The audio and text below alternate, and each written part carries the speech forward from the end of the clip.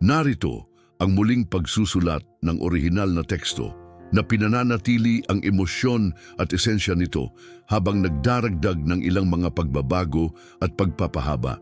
May mga umaga na hindi sapat ang pagmulat ng mata, sapagkat ang pinakapuso ng ating pagkatao, ang kaluluwa, ay nananatiling nakasarado, tila nakapiit sa dilim. May mga paggising na hindi nagsisimula sa sikat ng araw, kundi sa isang banayad, halos hindi mahahalata, anino na sumisingit sa pinakamalalim na sulok ng isipan at dahan-dahang dumadapo sa dibdib. Ito ay kumakapit na parang isang buhol na hindi mo mabigyan ng pangalan, isang hindi maipaliwanag na bigat. Kung ganito ang iyong nahanap, ang iyong sarili ngayong umaga, nang hindi lubos na nauunawaan kung bakit ang ganitong damdamin ay bumabalot sa iyo nang walang lakas upang harapin ang araw, na tahimik ang puso at walang sigla, nais kong malaman mo ang isang bagay na mahalaga, hindi aksidente na naririto ka sa sandaling ito. Ang pagtatagpong ito ay maaaring wala sa iyong nakaplanong schedule, wala sa iyong listahan ng mga dapat gawin, ngunit ito ay nasa sentro ng puso ng Diyos. Dinala ka niya rito, hindi upang bigyan ka ng mabilis at madaling sagot sa lahat ng iyong mga katanungan, kundi upang balutin ka ng kanyang banal na presensya. Ang presensyang ito ay may kapangyarihang patahimikin ang nagkakagulong ingay sa loob mo at baguhin ang lugar na iyong kinaroroonan, maging ito man ay iyong silid-tulugan o kusina, tungo sa isang maliit, personal na dambana ng pananampalataya. Marahil ay nararamdaman mo ngayon na nanginginig ang lahat sa paligid mo, na parang ang iyong mundo ay nasa bingit ng pagbagsak. Ang mga balita ay tila nagdudulot lamang ng kapahamakan, ang mga bayarin ay nagbunton at nagpapahirap, ang mga relasyon ay tila nagkakahiwalay, at ang mga desisyong naghihintay ay nagdudulot ng matinding pagkabahala. Gayunpaman, sa gitna ng lahat ng ito, may bumubulong sa loob mo isang tahimik na paghimok na nagsasabing hindi mo pwedeng simulan ang araw na ito tulad ng ibang araw. Sapagkat may isang sigaw sa iyong kalooban, isang malalim na hinaing na hindi narinig ng sino man sa lupa, ngunit narinig ito ng kalangitan. Ang sigaw na ito ay hindi nangangailangan ng mga salita, hindi ito kailangan ipahayag ng malakas. Ito ay nagpapakita sa simpleng paraan ng iyong pagbubuntong hininga, sa kung paano ka bumabangon ng mas mabagal mula sa kama, sa maikling sandaling huminto ka sa harap ng salamin at hindi mo alam kung hihinga ka ba ng malalim o iiyak. At doon mismo sa sandaling iyon ng kawalan ng katiyakan at kahinaan, ang Salmo 112 ay nagiging higit pa sa isang lumang teksto mula sa nakaraan.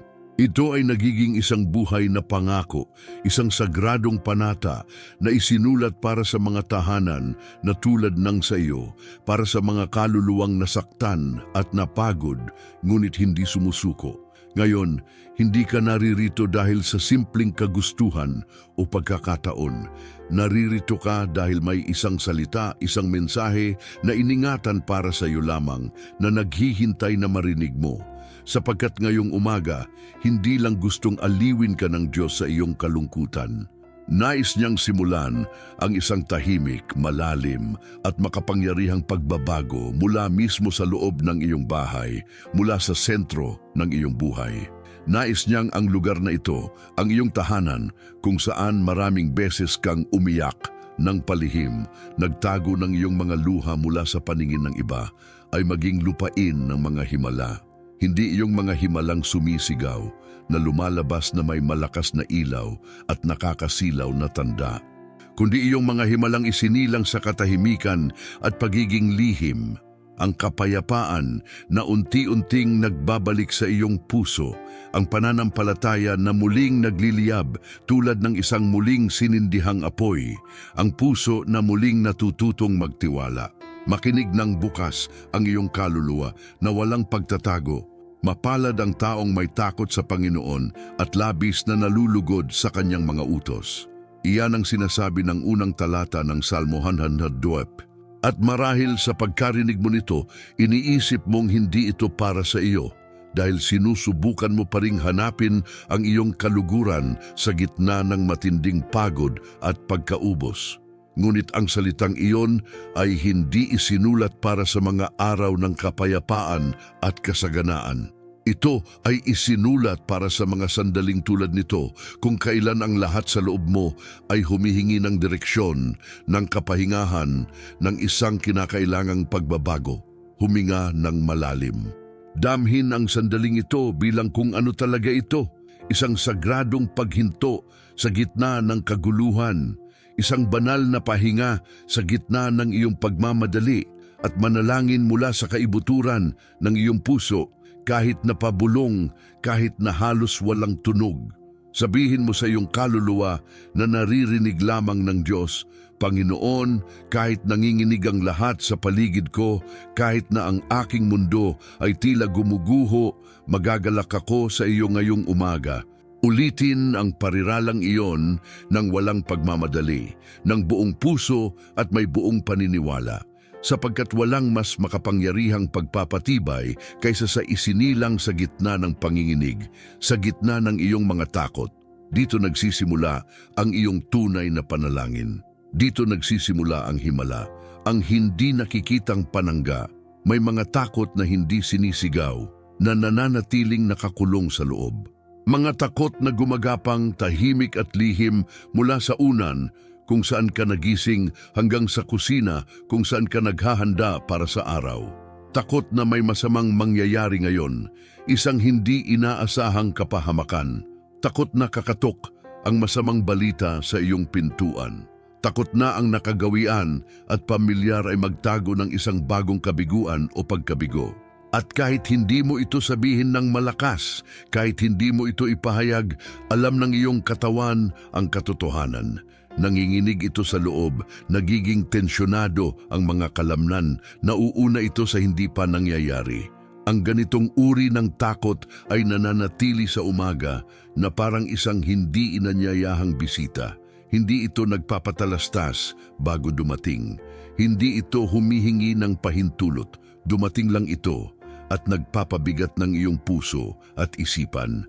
Marahil ay nagising ka ng ganoon ngayong umaga, na may hindi maipaliwanag na pag-aalala na bumabalot sa iyo, na may matinding pakiramdam ng kawalan ng proteksyon, ng pagiging lantad sa anumang pinsala, na may isang bumabalik na isipan na nagpapahirap sa iyo.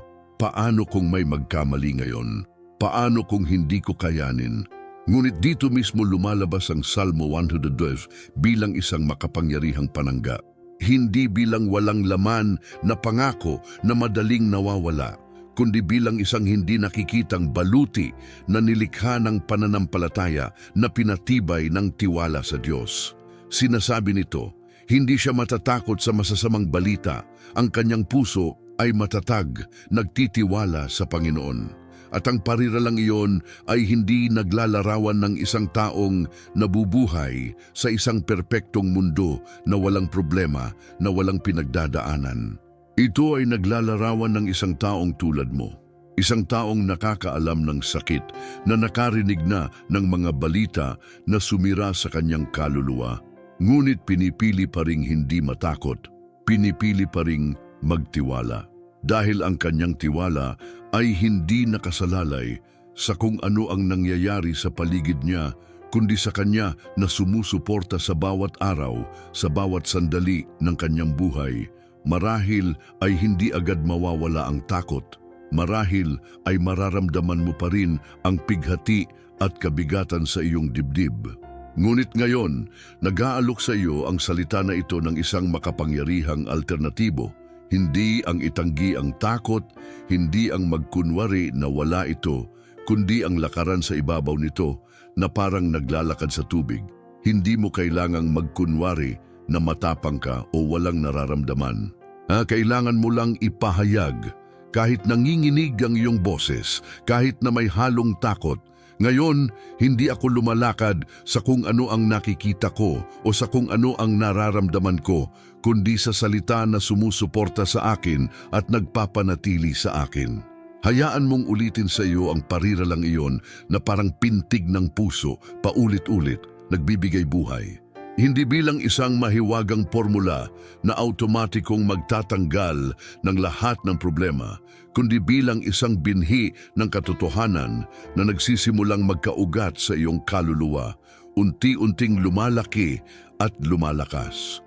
Hindi hinihingi ng Diyos na maintindihan mo ang lahat ng nangyayari o kontrolin ang bawat sitwasyon.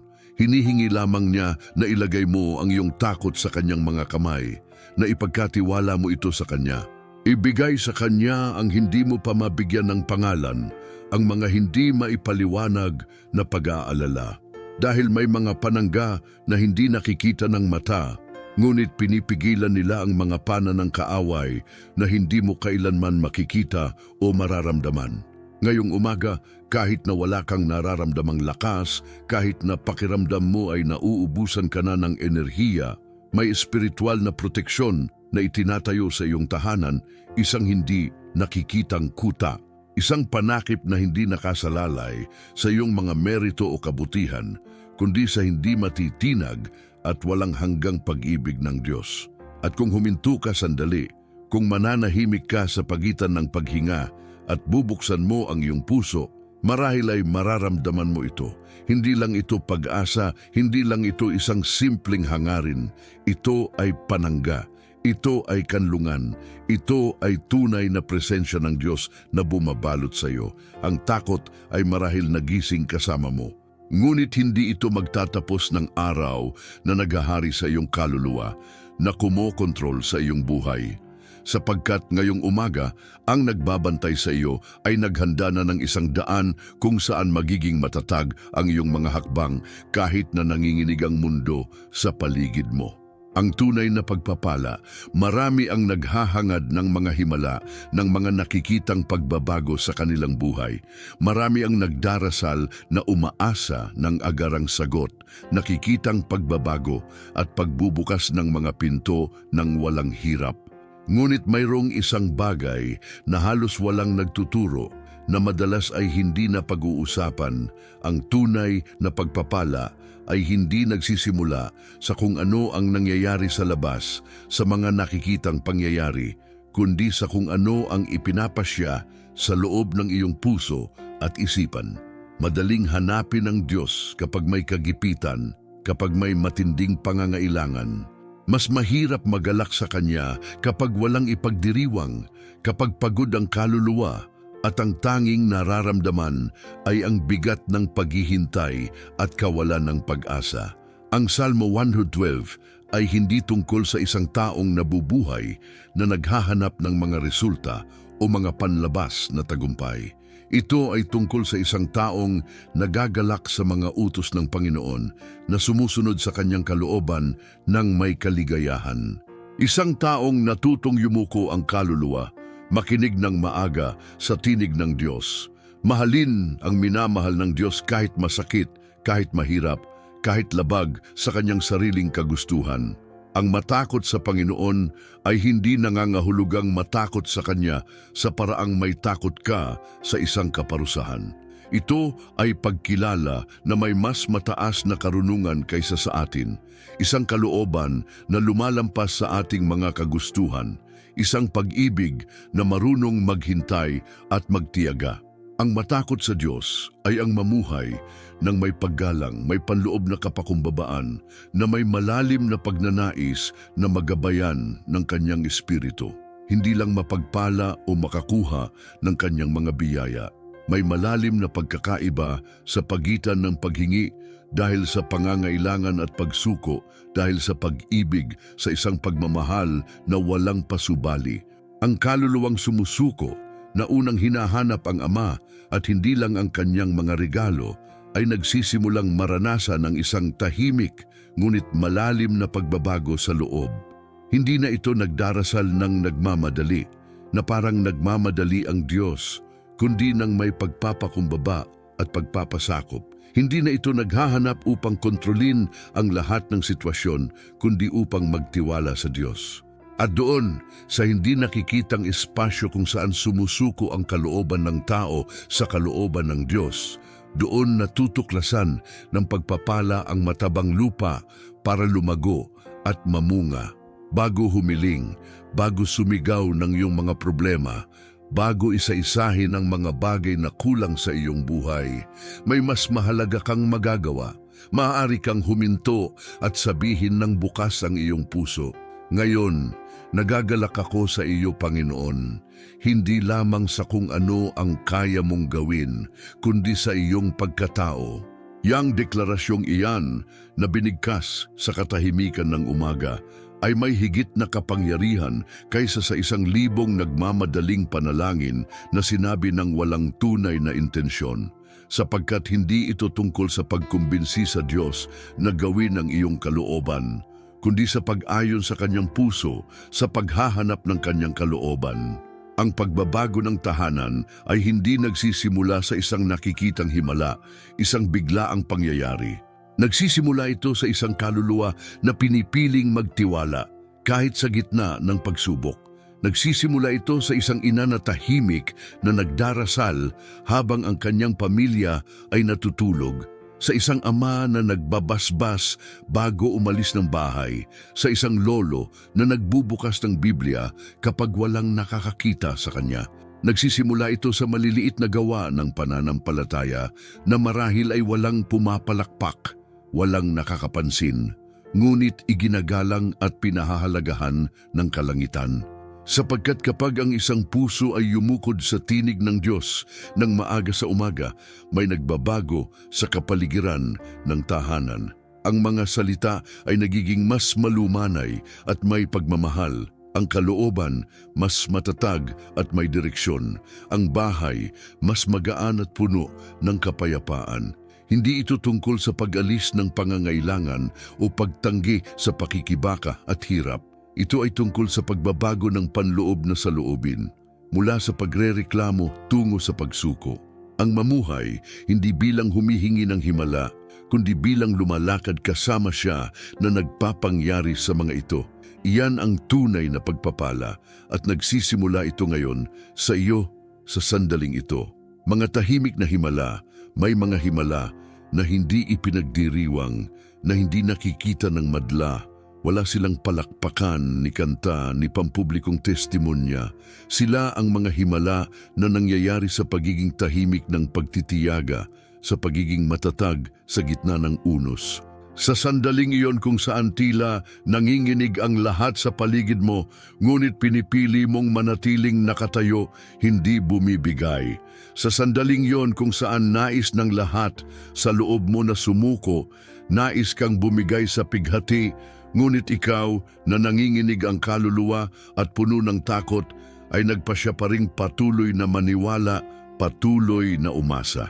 Manatiling matatag, iyon din ay isang himala.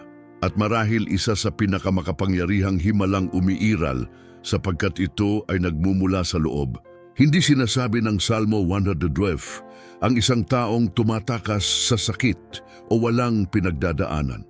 Sinasabi nito ang isang taong sa kabila ng sakit, sa kabila ng paghihirap ay hindi naaalis, hindi natitinag sa kanyang pananampalataya. Hindi kailanman siya maaalis. Sa walang hanggang alaala ang matuwid. Ang parira lang yan ay isang tahimik, ngunit makapangyarihang deklarasyon ng tagumpay. Hindi isang tagumpay ng mga nanalo sa mga nakikitang labanan, ng mga nagtatagumpay sa harap ng maraming tao, kundi ng mga hindi nababasag sa loob kahit malakas ang bugso ng hangin, kahit na ang bagyo ay tila wawasak sa lahat. Ng mga umiiyak ng palihim, ngunit patuloy na naglilingkod, patuloy na gumagawa ng mabuti, ng mga walang sagot sa kanilang mga katanungan, ngunit patuloy na nagdarasal, patuloy na naghahanap ng Diyos. Ang mga nasaktan, pinagtaksilan, nakalimutan, ngunit hindi iniiwan ang kanilang pananampalataya. Alam mo iyan sa kaibuturan ng iyong puso. Naranasan mo na ang mga araw kung kailan walang nakakaintindi sa nangyayari sa loob mo, sa iyong mga pinagdadaanan. Mga araw na patuloy kang lumakad, nagpapatuloy sa iyong buhay, habang unti-unting nawawasak ang iyong kaluluwa sa loob, naghihirap ng tahimik. At ang ginawa mo, ang ginagawa mo araw-araw, iyon din ay isang himala. Kahit hindi ito halata, kahit walang nagsabi sa iyo o pumalakpak, May nakatagong katapatan at lakas sa bawat hakbang na ginagawa mo kapag wala ka ng lakas, kapag pakiramdam mo ay ubos na ubos ka na, at gayon paman ay pinipili mong maniwala. Dahil ang manatili at magtiyaga ay hindi kahinaan. Ito ay spiritual na katapangan, isang matinding lakas na nagmumula sa iyong kalooban. Nakikita ng mga tao ang iyong nakakamit, ang iyong mga tagumpay, ngunit nakikita ng Diyos ang iyong pinapanatili ng tahimik, ang iyong pananampalataya, ang iyong pagtitiyaga. Pinapalakpakan ng mga tao ang nakikita at nahahawakan, ngunit iginagalang ng kalangitan ang hindi nakikita, ang mga bagay na ginagawa mo ng lihim. Ang panalangin ginawa mo kagabi nang hindi mo na alam ang sasabihin ay narinig. Ang luhang iyon na bumagsak ng walang nakasaksi ay napulot at iningatan. Ang desisyong iyon na huwag sumuko kahit walang nakapansin ay naitala sa langit. At hindi lang iyan, ito ay naging binhi ng kawalang hanggan, isang bagay na magbubunga ng walang hanggang kabutihan. Ako at ang aking bahay ay magiging buhay na alaala ng iyong katapatan. Ulitin ang katotohanan ito sa iyong puso. Hindi dahil maayos ang lahat, hindi dahil nawala na ang lahat ng problema, kundi dahil nagpasya kang manatiling matatag sa iyong pananampalataya. Dahil alam mo na ang iyong kwento ay hindi maaalala sa iyong pinagdusahan, sa iyong mga paghihirap, kundi sa kung paano ka nagtiwala sa Diyos sa gitna ng lahat. Dahil ang kaguluhan ay walang huling salita, hindi ito ang magtatapos ng iyong kwento kapag natuto ng magpahinga ang iyong kaluluwa sa Diyos. At ang katatagang iyan, ang pananatili kapag nanginginig ang lahat, iyan ang pinakamalalim na tanda na nananahan sa iyo ang langit. Ang katatagan laban sa pagkabalisa, ang bawat umaga ay isang maliit na labanan, isang personal na digmaan, hindi laging laban sa mga kaaway sa labas, kundi laban sa mga kaisipan na mas mabilis kaysa sa orasan na tila hinahabol ka, laban sa mga takot na minana mula sa nakaraan, mga pag-aalalang inasahan sa hinaharap, mga responsibilidad na tila dumami bago mo pa matapos ang iyong unang tasa ng kape. May mga araw na pagod ang kaluluwa paggising bago pa man magsimula ang araw. At sa lugar na iyon kung saan nagsisimulang lumakas ang tinig ng pagkabalisa, kung saan tila sumisigaw ang iyong mga takot, muling lumalabas ang Salmo 102 bilang espiritual na gamot. Ang kanyang puso ay matatag, nagtitiwala sa Panginoon. Hindi nito sinasabi na hindi nakakaramdam ang puso ng sakit o takot. Hindi nito sinasabi na hindi nagdurusa ang puso o walang pinagdadaanan. Sinasabi nito na ito ay matatag. At ang katatagang iyan ay hindi bunga ng isang malakas na personalidad o ng isang perpektong buhay na walang problema. Ito ay bunga ng isang tiwala na nililinang sa pagiging malapit sa Diyos, sa patuloy na relasyon sa Kanya. Ito ang resulta ng pagpili paulit-ulit na maniwala sa katapatan ng Diyos kahit na sumisigaw ang lohika, kahit na sinasabi ng iyong isipan na imposible ito. May isang bagay na makapangyarihan sa paghinto sa gitna ng pagmamadali at pagkilala sa ugat ng pagkabalisa. Kadalasan, hindi ang problema mismo ang nagpapahirap, kundi ang pakiramdam na ikaw ay nag-iisa, na ang lahat ay nakasalalay sa iyo, na walang gumagabay sa hindi tiyak na araw na ito. At doon mismo, maaari kang gumawa ng isang hindi nakikita, ngunit lubhang nagbabagong kilos. Isuko ang iyong pagkabalisa sa Diyos. Ibigay ang iyong mga takot, isa-isa, na parang nagbibigay ng mga mabibigat na bato na hindi mo na kayang dalhin. Marahil ay may gumugulo sa iyo ngayon. Isang diagnosis, isang utang, isang sirang relasyon, isang desisyong nakabinbin na nagdudulot ng pagkabahala. Marahil ay hindi mo ito malulutas ngayon, hindi mo ito magagawa ng solusyon agad, ngunit maaari mo itong isulat. Maaari mo itong ilagay sa isang papel, bigyan ng pangalan ang iyong takot, at sa tabi nito, isulat ang pariralang ito bilang sagradong panlunas. Nagtitiwala ako sa iyo kahit hindi ko nauunawaan.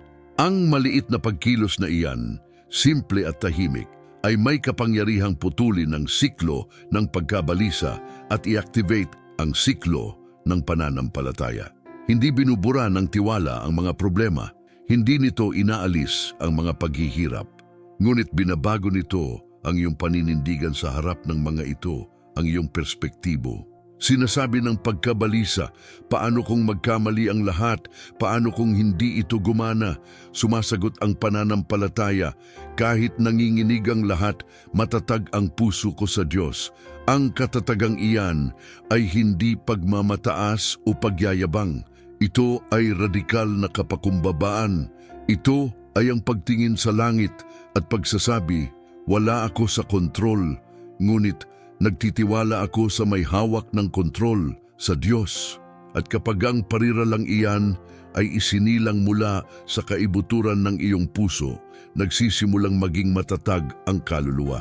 Hindi dahil agad na nalulutas ang lahat ng problema, kundi dahil naalala ng iyong espiritu kung kanino nakasalalay ang pag-asa nito, kung kanino ito umaasa. Ngayon, marahil ay mabilis pa ring gumagalaw ang mundo sa paligid mo, puno ng pagmamadali. Ngunit hindi mo kailangang sumunod dito, hindi ka kailangang magpakontrol sa bilis ng mundo.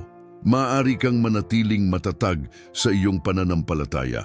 Huminga ng mabagal, lumakad ng may layunin, dahil ang tiwala na nananahan sa iyo ay hindi isang pansamantalang emosyon, ito ay isang walang hanggang desisyon, isang matibay na paninindigan. At ang desisyong iyan na ginawa sa bukang liwayway ng araw ay maaaring baguhin ang buong takbo ng araw. Ang binhi ng mga salita, may mga salita na nasasabi halos nang walang iniisip, na lumalabas na lang sa ating bibig.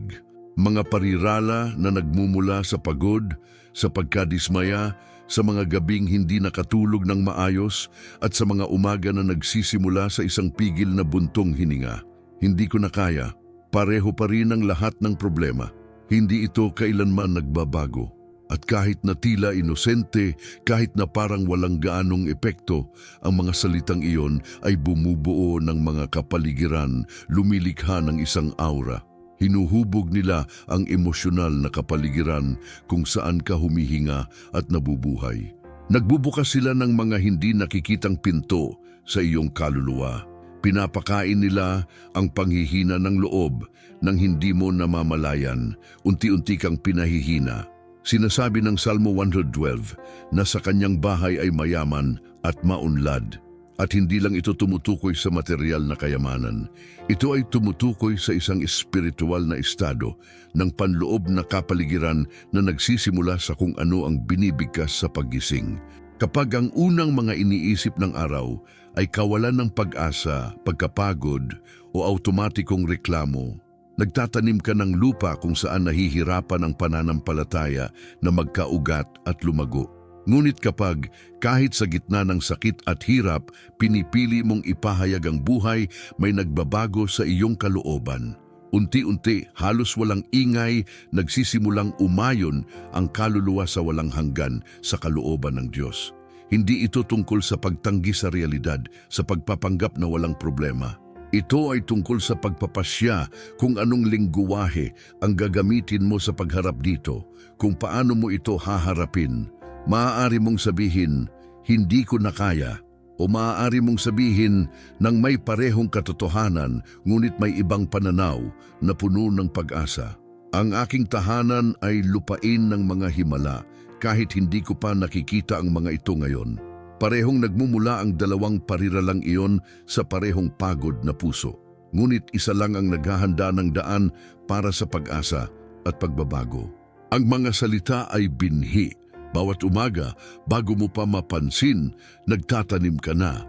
Minsan nagtatanim ka ng takot, minsan pagpaparaya at pagbibigay daan sa negatibong damdamin. Ngunit maaari ka ring magtanim ng pananampalataya.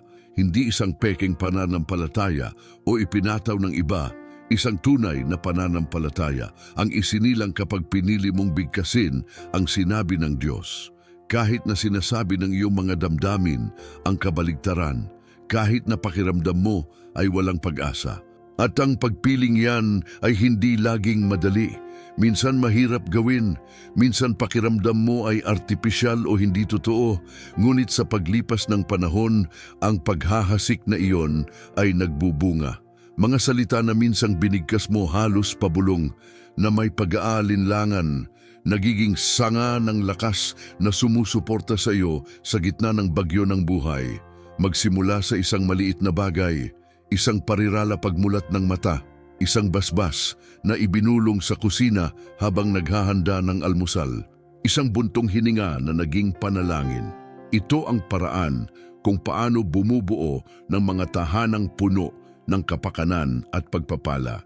Hindi sa kawalan ng mga kaguluhan at problema, kundi sa presensya ng mga salita na nag-aanyaya sa Diyos na manahan sa gitna ng lahat ng ito. Sapagkat kung saan ang reklamo ay nagiging papuri at kung saan ang panghihina ng loob ay nagbibigay daan sa pananampalataya, doon, nang walang nakakakita, nagsisimulang sumibol ang himala. Isang tahimik na himala, ngunit hindi mapipigilan. Ang pamana ng mga panalangin, may mga panalangin na ginagawa ng tahimik habang naghahanda ng almusal o nagtutupi ng damit. Mga panalangin na hindi sinasabi ng malakas, ngunit nagliliyab sa puso na parang apoy. Panginoon, alagaan ang aking mga anak. Protektahan mo sila kahit hindi na nila naririnig ang boses ko, kahit na hindi na sila nakikinig sa akin. Gumawa ka ng isang bagay sa pamilya na ito na tila nawawala araw-araw, na tila nagkakahiwalay. At minsan, ang mga pakiusap na iyon ay tila nawawala sa hangin, walang nangyayari. Dahil ang nakikita ng mga mata ay panghihina ng loob, distansya, pagsuway, kalamigan sa relasyon. Ngunit ang nakikita ng Diyos ay binhi na naghihintay lang lumago. Ang Salmo 102 ay nagpapahayag ng isang pangako na hindi maaaring palampasin. Ang kanyang lahi ay magiging makapangyarihan sa lupa. Ang mga salitang iyon ay hindi palamuting tula o simpleng pahayag. Ito ay isang utos mula sa langit, isang banal na deklarasyon, isang paalala na ang sinabi ng Diyos tungkol sa iyong lahi ay mananatiling may bisa kahit na ang lahat ay tila nagpapahiwatig ng kabaligtaran. Kahit na malayo ang iyong mga anak sa Kanya, kahit na hindi kilala ng iyong mga apo ang pananampalataya, kahit na may mga sugat sa iyong tahanan na hindi gumagaling, na tila laging naroon, mayroong isang pangako na nagliliyab, na patuloy na nagbibigay liwanag. At ang pangako na iyon ay hindi nakasalalay sa pagiging perpekto ng iyong pamilya o ng iyong sarili, kundi sa katapatan niya na hindi nagsisinungaling, na laging tumutupad sa kanyang salita. Marahil ay nararamdaman mo ngayon na ikaw ay nabigo, na hindi ka naging sapat, na hindi sapat ang iyong mga pagsisikap, na walang epekto ang iyong mga panalangin, na parang hindi ito naririnig. Ngunit ang nakikita mong pagkabigo, nakikita ng Diyos bilang matabang lupa para sa isang bagong simula, para sa isang sariwang pagsisimula, dahil may uri ng pamana na hindi sinusukat sa mga ari-arian o tagumpay sa mundo. Ito ay ang espiritual na pamana, ang mga bagay na hindi nakikita ngunit may walang hanggang halaga. Ang nagiiwan ng hindi nakikitang bakas sa kaluluwa ng mga mahal mo, isang marka na hindi kailanman mabubura. Ang isang araw ay magigising, marahil sa pinaka hindi inaasahang sandali, at magbabalik sa tahanan ng mga naligaw, babalik sa Diyos. Hindi ka nagdarasal ng walang kabuluhan, hindi ka naghahasik sa tuyong lupa na walang saysay. Maaaring hindi mo pa nakikita ang usbong, ang resulta ng iyong mga panalangin. Ngunit sa ilalim ng ibabaw, mayroon ng sumisibol, mayroon ng nangyayari. Sa tuwing nagpapala ka sa halip na nagtutungayaw, sa tuwing nagpapatawad ka, sa halip na nagbibintang o nagagalit, sa tuwing sa halip na mawalan ng pag-asa, nagpasya kang maniwala, bumubuo ka ng walang hanggang pamana, dahil ang iyong mga panalangin ay hindi namamatay, hindi sila nawawala, naglalakbay sila sa kalangitan, Sumisiksik sila sa mga sulok ng kaluluwa ng iyong mga mahal sa buhay, tahimik na nagtatrabaho. At isang araw, kapag hindi mo inaasahan, ang mga salitang iyon ay magiging echo sa kanilang mga puso na magbibigay liwanag at pag-asa. Ipahayag, kahit mahirap paniwalaan, ang aking mga anak ay hindi sa mundo. Sila ay pamana ng Diyos at sa Kanya sila nabibilang. At ulitin ang katotohanan iyan na parang nagdidilig ng binhi bawat umaga na may pagtitiyaga. Hindi dahil nakakakita ka ng bunga ngayon, kundi dahil alam mong iginagalang ng Diyos ang mga naghahasik ng may luha, ng may paghihirap. Dahil ang pangako na ito ay hindi lang para sa iyo. Ito ay para sa iyong bahay, para sa iyong mga henerasyon, para sa mga pangalang binibigkas mo sa iyong mga panalangin sa gabi. Hindi nilimot ng Diyos ang iyong lahi, hindi niya sila kinalimutan. At ang sumasakit sa iyo ngayon, bukas ay magiging patotoo ng pagpapanumbalik, isang testamento sa kapangyarihan ng Diyos. Ang Salmo 112 ay hindi isinulat para sa mga nabubuhay sa patuloy na kapayapaan o para sa mga tahanan kung saan namamayani ang perpekto. Ito ay kinasihan para sa panahon ng panloob na digmaan, para sa mga araw na ang kaluluwa ay nakakaramdam ng pagiging lantad, mahina, marupok. Para sa mga bukang liwayway na mas maraming dalang hindi nakikita kaysa sa nakikita, mas maraming pagsubok kaysa sa nakalulugod. At dahil doon, ang kapangyarihan nito ay napakalalim. Dahil hindi nito tinatanggi ang labanan, iginagalang nito ito at kinikilala. Hindi ito tumatakas sa takot. Hinaharap nito ito ng may pananampalataya at tapang. Hindi nito pinapatahimik ang sakit. Binabago nito ito sa panalangin, sa isang pag-uusap sa Diyos. Ngayon, ang salitang ito ay nagiging laman sa iyong realidad, nagiging totoo sa iyong buhay. Hindi mahalaga kung gaano kagulo ang iyong kapaligiran o gaano kahina ang naramdaman mo paggising. Hindi mahalaga kung hindi nagbago ang mga balita, kung naghihintay pa rin ang mga bayarin, kung masakit pa rin ang mga relasyon, ang mahalaga ay naririto ka. Pinili mo ang sandaling ito upang huminto, upang huminga ng naiiba, upang buksan ang iyong puso at hayaang hawakan ka ng isang bagay na walang hanggan sa gitna ng ingay ng buhay. Marahil ay hindi ka makakaramdam ng matinding emosyon ng isang nakakagulat na pakiramdam. Marahil ay walang luha o nakikitang tanda ng pagbabago. Ngunit hindi nito pinawawalang bisa ang nangyayari sa kaibuturan ng iyong kaluluwa. Dahil ang pananampalataya ay hindi laging sumisigaw. Minsan bumubulong ito, halos hindi naririnig. Minsan pumipintig lang ito sa iyong puso. Minsan ay nagpapakita lamang sa pamamagitan ng pananatili ng kaunti pa, sa pagpikit ng mata ng sandali pa, sa pag-ulit ng isang parirala na sumusuporta sa iyo. Ang puso ko ay matatag, nagtitiwala sa Panginoon. Huwag kang umalis ng bahay nang hindi itinatanim ang katotohanan ito sa iyong kalooban. Nang hindi naaalala na ang iyong tahanan, gaano man kasimple o kasira, ay naabot ng isang pangako, ng isang banal na kasunduan, isang pangako ng katatagan, karangalan, proteksyon. Hindi batay sa iyong merito o kabutihan, kundi sa hindi matitinag na katangian ng isang Diyos na hindi nag-iiwan, na laging naroon, isang Diyos na nakakakita ng hindi nakikita ng iba, na nakakarinig ng hindi mo sinabi, na sumasagot kahit na naniniwala kang tahimik ang langit at walang sumasagot. Ipahayag ng may pananampalataya, anuman ang iyong kasaysayan, anuman ang iyong emosyonal na estado, ang aking tahanan ay sakop ng salita ng Salmo 112. Sabihin mo para sa iyong sarili, para sa iyong kapakanan. Sabihin mo para sa iyong kaluluwa upang ito ay lumakas. Sabihin mo na parang nagpapailaw ng lampara sa dilim na nagdadala ng liwanag.